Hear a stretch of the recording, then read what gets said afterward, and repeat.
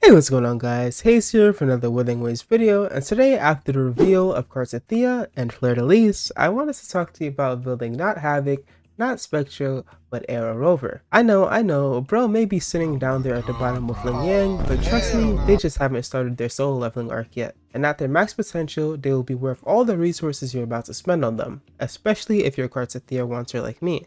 And if you didn't know, cartethyia, the brand new 5-star resonator that will be releasing in version 2.4, is of the AERO element.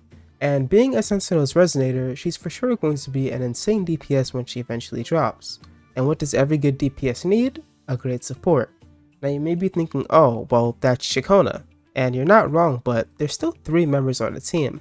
And if you're F2P, Chikona is a 5-star releasing right before cartethyia and right after Zani.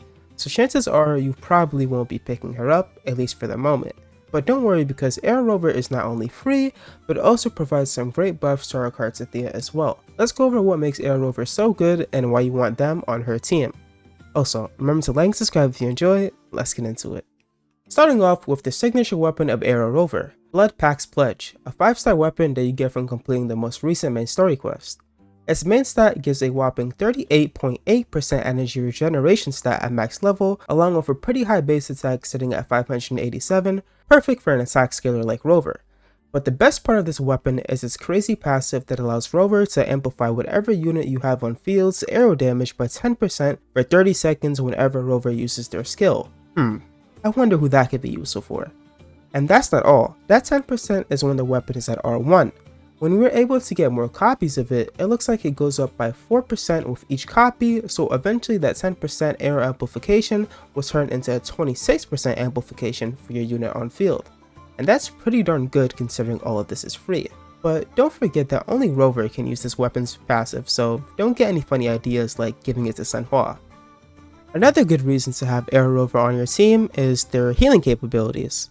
While Sakona will be providing more and better buffs to cartethyia, she is still closer to Robin than she is to Ashta because, well, she doesn't heal. Which leaves the job up to Rover, who can heal with their ult, Omega Storm, which will heal all nearby resonators based on a percentage of Rover's attack, and also deal some damage to the enemy as well. Rover can also heal with their mid-air attacks after casting their skill, Illusion Breaker. And when we are eventually able to unlock S2, which will probably be in the same update cartethyia comes out in, AERO Rover will also be able to heal over time with their skill, Unbound Flow, which is what the normal skill turns into when their Forte bar is full. This will continuously restore HP for the resonator on field by 20% of Rover's attack every 3 seconds for 30 seconds. Also, if the resonator on field's HP drops below 35%, Rover will immediately restore 10% of their lost HP, and this effect can be triggered once every 10 seconds. So basically, when a character on field gets low, Rover throws them a senzu bean to keep them from getting too low. Nice get out of jail free card that can be triggered pretty frequently.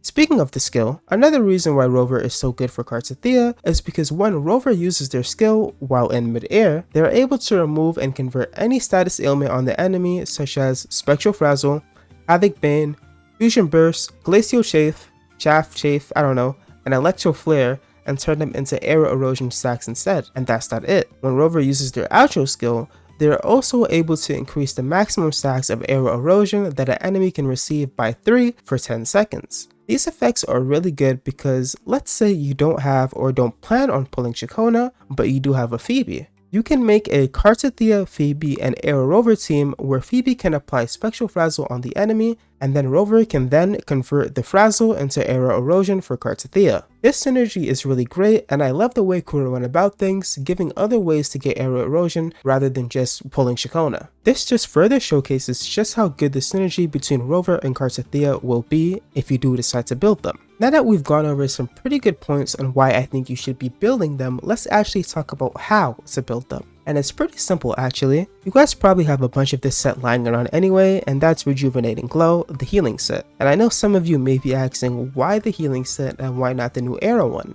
Gust of Vulcan.